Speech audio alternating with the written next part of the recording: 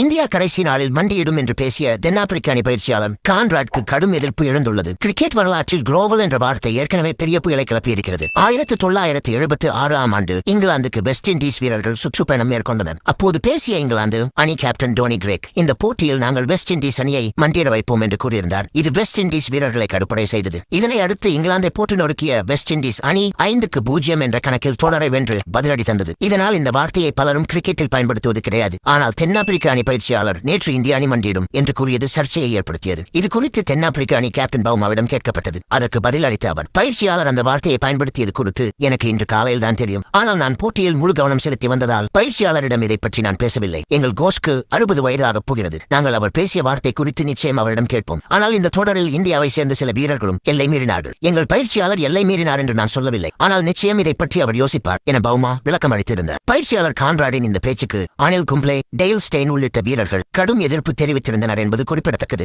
முதல் டெஸ்டின் போது தென்னாப்பிரிக்க அணி கேப்டன் பவுமாவை பார்த்து இந்திய வீரர் பூம்ரா குல்வன் என்று அழைத்திருந்தது சர்ச்சையை ஏற்படுத்தியது. எனினும் அவர் போட்டி முடிந்தவுடன் பவுமாவை நேரில் சந்தித்து மன்னிப்பு கேட்டார் என்பது குறிப்பிடத்தக்கது.